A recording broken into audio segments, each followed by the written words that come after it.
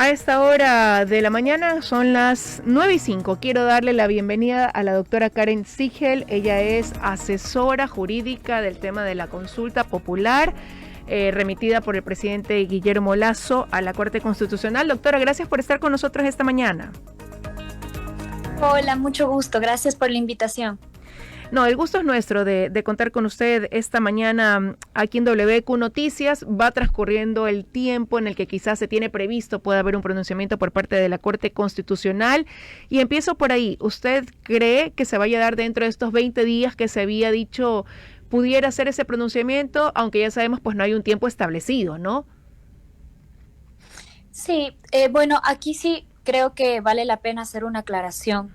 La Corte Constitucional, a través de su sentencia 418 RC/19, ha establecido que respecto de los referéndums constitucionales, como es el caso que ha puesto en consideración de la Corte el presidente Lasso, existen 3 momentos de control. El primer momento es el control que está haciendo ahorita la Corte respecto de la vía. Y la Corte ha dicho que en este momento no se aplica el plazo de los 20 días previsto en el artículo 105 de la Ley Orgánica de Garantías Jurisdiccionales y Control Constitucional. En el segundo momento, que es cuando la Corte hace un control automático, ahí sí aplican el plazo de los 20 días. Entonces, de momento no sabemos cuánto la Corte se va a tomar, pero viendo que, por ejemplo, esta semana la jueza ya abocó conocimiento, creemos que la Corte va a responder en un plazo rápido en función del análisis que tiene que hacer. Eso permitiría que todavía encajen los tiempos dentro de lo que se ha propuesto el gobierno, y esto es que quizás se pueda ejecutar esta consulta popular previo a las elecciones de febrero. Sí, nosotros hemos hecho un cronograma tentativo, pero estamos claros que los plazos no dependen solamente del presidente, sino también dependen de la Corte y también dependen del Consejo Nacional Electoral.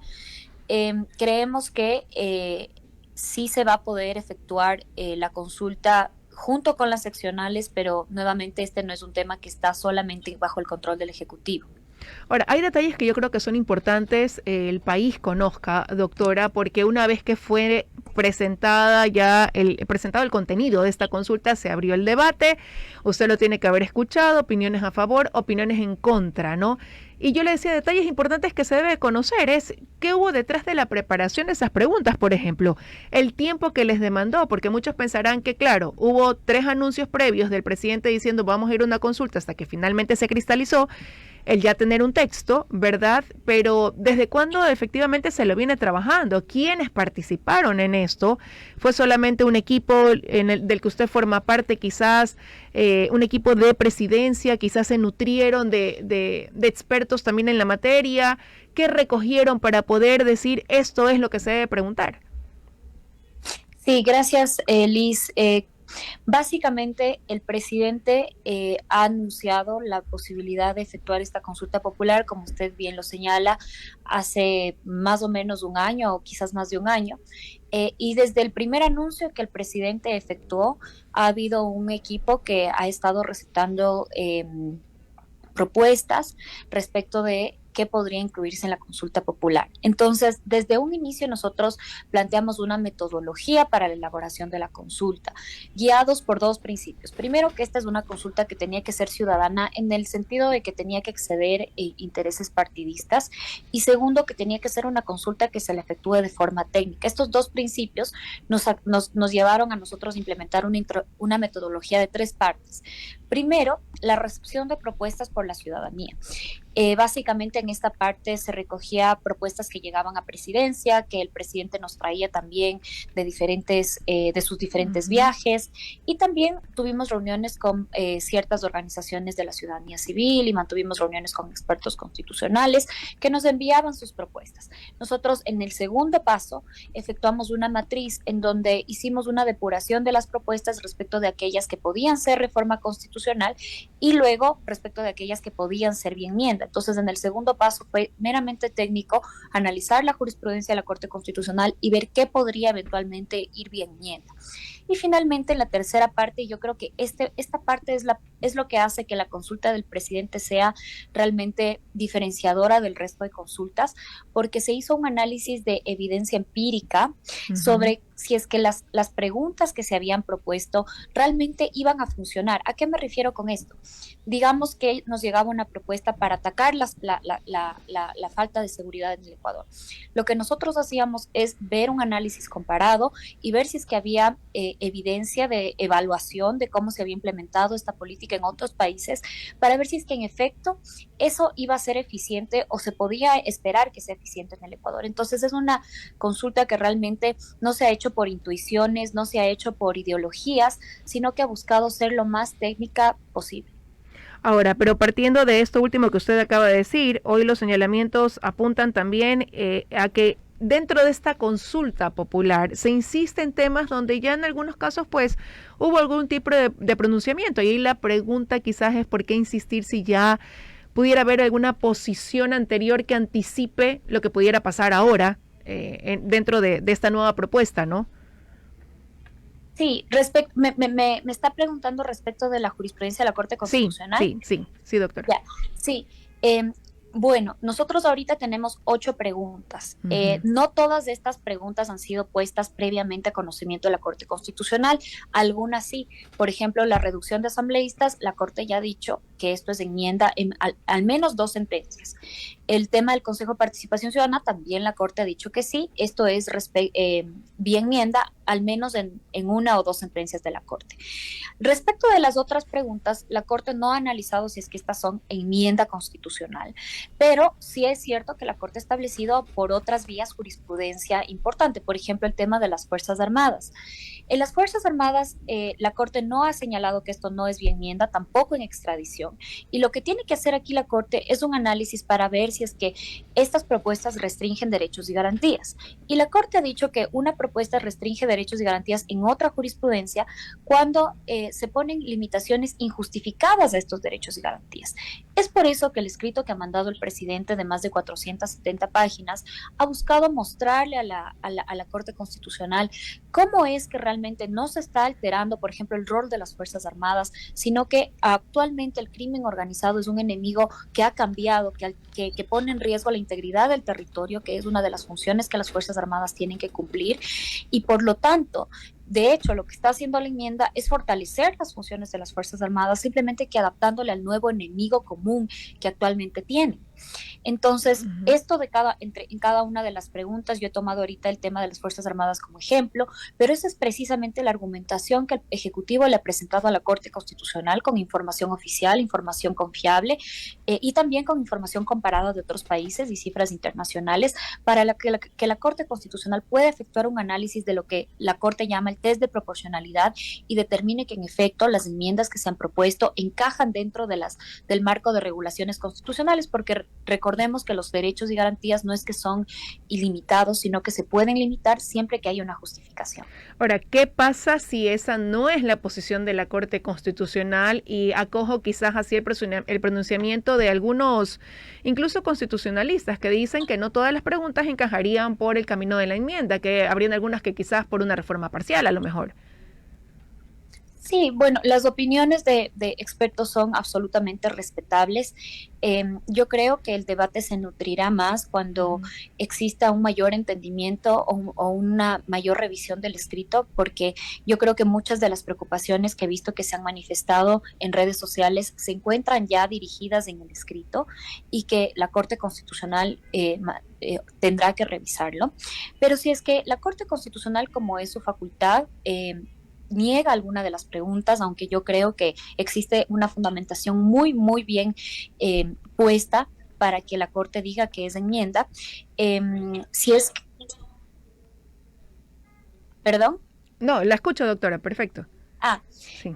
Le decía, Liz, que en ese caso el presidente actualmente se encuentra preparando ya preguntas de consulta popular, ya no de referéndum constitucional, para emitir un decreto el momento en que la Corte nos dé su dictamen de procedimiento, para que pase por el control previo de la Corte, pero esta vez un control automático, y de esta forma que tanto las preguntas de consulta como también las preguntas de referéndum se unan en una misma papeleta, en un mismo momento, el 5 de febrero del 2023. Pero esto que se anexaría como pregunta de consulta popular, ¿no? Hay para tenerlo claro, le hago esta pregunta, doctora. Si la Corte dice que no todas pasan por enmienda, ¿cómo funciona ya el mecanismo si es que lo que ustedes van a enviar ya es más bien por consulta? O sea, eso ya no pasa por ese análisis de si va por reforma parcial mejor o por asamblea constituyente o por enmienda, ¿no? Repito. Sí, gracias. Aquí me gustaría hacer dos aclaraciones. La primera es, bueno, si es que la Corte nos dice que esto es reforma constitucional, no se ha descartado que el presidente insista en esto y emita una solicitud de reforma constitucional que tendrá que tramitarse por la Asamblea Nacional también. Pero tenemos y estamos pendientes a lo que nos diga la Corte. Ahora, lo que yo hablaba justamente en la contestación a la pregunta anterior es una alternativa inmediata, digamos, para incluirlo dentro de este momento de referéndum plebiscitario que se va a hacer el 5 de febrero del 2023. Y aquí quisiera hacer una explicación un poquito técnica respecto de cuáles son los procedimientos que efectúa la Corte. Entonces, nosotros entendemos que la consulta popular es un término genérico que efectúa a través del cual el proponente le hace cualquier consulta al ciudadano. En todas las consultas populares, de acuerdo al artículo 438 de la Constitución, numeral 2, existe un control previo de la Corte Constitucional y eso es algo que el presidente lo ha reconocido incluso en las primeras hojas de su escrito. Lo que pasa es que dependiendo del tipo de consulta popular, el control que hace la Corte Constitucional es distinto y es por eso que el presidente tiene dos momentos en este caso, si es que quiere que todo se une en un mismo momento plebiscitario, para emitir los decretos y las preguntas.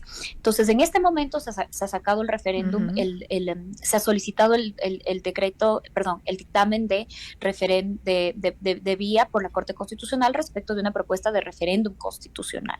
Okay. Pero si es que el presidente ya desiste o quiere incluir preguntas que no sean de referéndum constitucional, sino que reformen una ley o que tengan alguna connotación plebiscitaria, es decir, que no reformen ninguna ley, pero que le hagan una consulta a la ciudadanía, en ese caso, estos no tienen que pasar por el control previo de vía de la Corte Constitucional, porque no tiene sentido, porque la Corte ahí no tiene que decirnos si es que es enmienda, reforma o asamblea constituyente, sino que pasa por un control previo, sí, de la Corte Constitucional, pero es un control distinto, es el control que se conoce como automático, que en el cual la Corte emitirá una sentencia constitucional diciéndonos si es que primero las preguntas son constitucionales y luego si es que están bien elaboradas y respetan la lealtad del elector. ¿Y por qué en ese caso, doctora, hablar de solo una o dos preguntas, que es lo que dijo en su momento también el ministro de Gobierno, ¿no?